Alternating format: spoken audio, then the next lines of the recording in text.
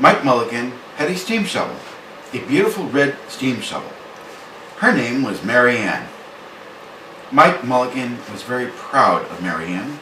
He always said that she could dig as much in a day as 100 men could dig in a week. But he had never been quite sure that this was true. Mike Mulligan and Mary Ann had been digging together for years and years. Mike Mulligan took such good care of Mary Ann, she never grew old. It was Mike Mulligan and Mary Ann, and some others, who dug the great canals for the big boats to sail through. It was Mike Mulligan and Mary Ann and some others who cut through the high mountains so that the trains could go through. It was Mike Mulligan and Mary Ann and some others who lowered the hills and straightened the curves to make the long highways for the automobiles.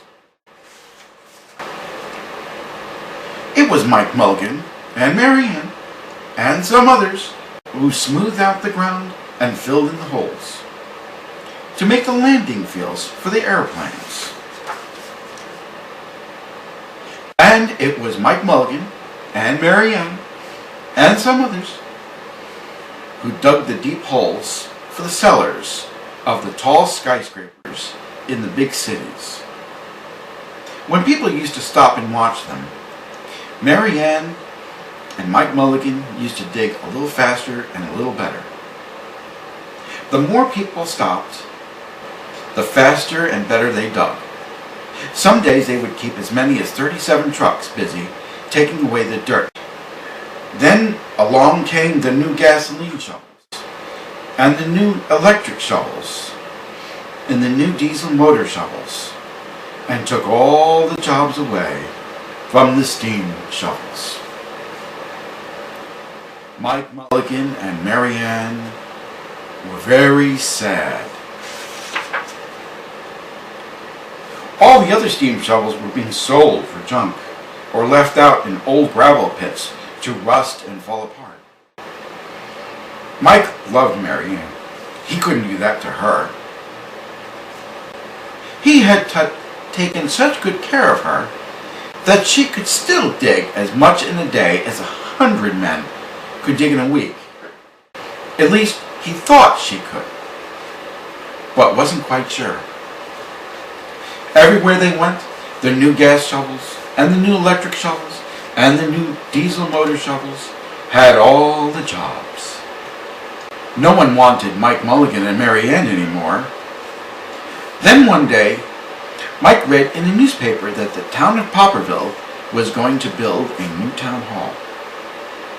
"We are going to dig the cellar of that town hall," said Mike to Mary Ann, and off they started. They left the canals and the railroads and the highways and the airports and the big cities where no one wanted them anymore, and went away out in the country. They crawled along slowly, up the hills and down the hills, till they came to the little town of Popperville. When they got there, they found that the selectmen were just deciding who should dig the cellar for the new town hall. Mike Mulligan spoke to Henry B.Swapp, one of the selectmen. "I heard," he said, "that you are going to build a new town hall. Mary Ann and I will dig the cellar for you in just one day." "What?" said Henry B.Swapp. "Dig a cellar in a day? It would take 100 men at least a week to dig the cellar for our new town hall." "Sure," said Mike, "but Mary Ann can dig as much in a day as 100 men can dig in a week," though he had never been quite sure that this was true. Then he added, "If we can't do it, you won't have to pay." Henry B.Swapp thought this would be an easy way to get part of the cellar dug for nothing, so he smiled in a rather mean way and gave the job of digging the cellar of the new town hall to Mike Mulligan and Mary Ann. They started early the next morning, just as the sun was coming up. Soon a little boy came along. "Do you think you will finish by sundown?" he said to Mike Mulligan. "Sure," said Mike. "If you stay and watch us, we always work faster and better when someone is watching us." So the little boy stayed to watch. Then Mrs. McGillicuddy, Henry B.Swapp, and the town constable came over to see what was happening, and they stayed to watch. Mike Mulligan and Mary Ann dug a little faster and a little better. This gave the little boy a good idea.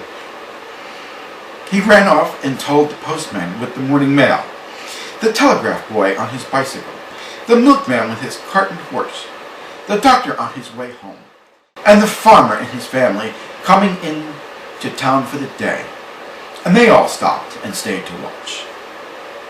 That made Mike Mulligan and Mary Ann dig a little faster and a little better. They finished the first corner neat and square, but the sun was getting higher. Clang, clang, clang! The fire department arrived. They had seen the smoke and thought there was a fire. Then the little boy said, "Why don't you stay and watch?" So the fire department of Popperville stayed to watch Mike Mulligan and Mary Ann. When they heard the fire engine, the children in the school across the street couldn't help keep their eyes on their lessons. The teacher called a long recess, and the whole school came out to watch. That made Mike Mulligan and Mary Ann dig still faster and still better. They finished the second quarter neat and square, but the sun was right up in the top of the sky. Now the girl who answers the telephone called up the next towns of Bingerville, Popperville, and Kipperville and Copperville, and told them what was happening in Popperville. All the people came over to see if Mike Mulligan and his steam shovel could dig the cellar in just one day. The more people came, the faster Mike Mulligan and Mary Ann dug. But they would have to hurry. They were only halfway through and the sun was beginning to go down. They finished the third corner neat and square.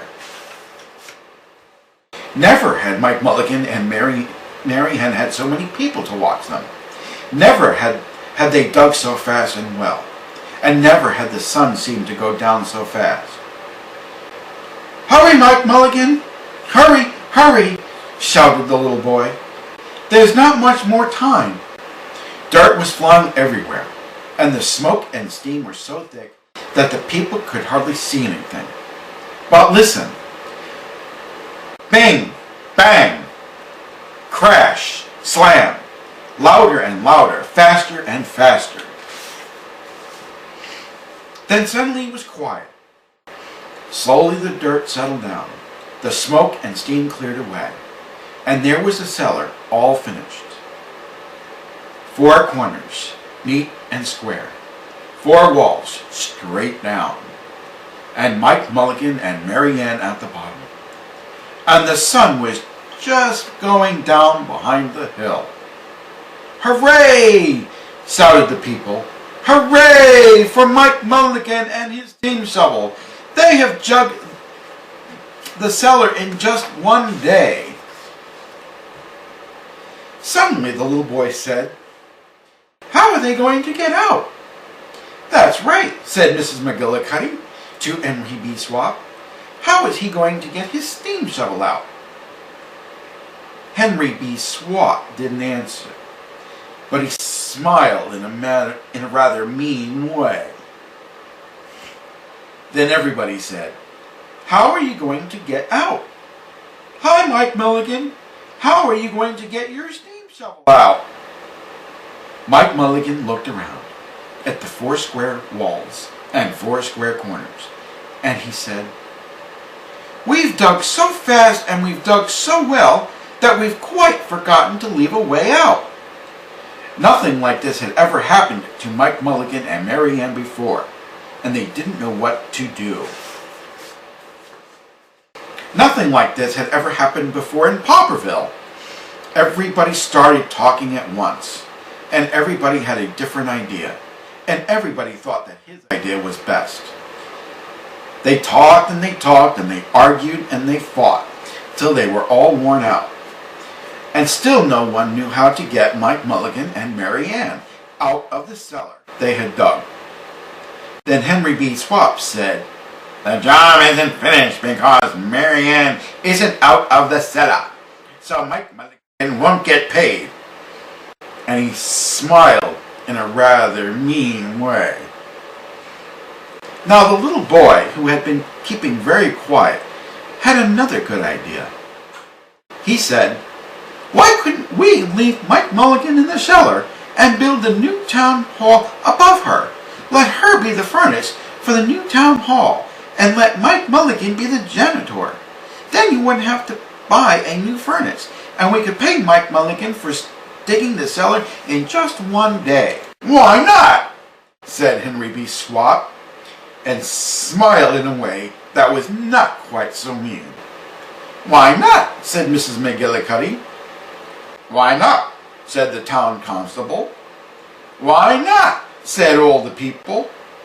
So they found a ladder and climbed down into the cellar to ask Mike Mulligan and Mary Ann.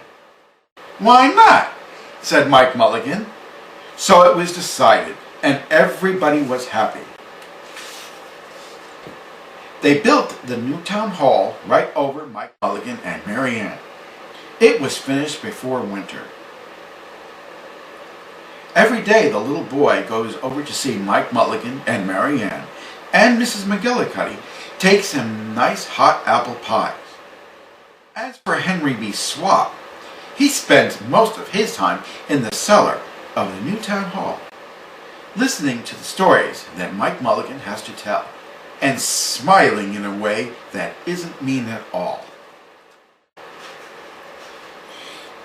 Now when you go to Popperville, be sure to go down in the cellar of the new town hall.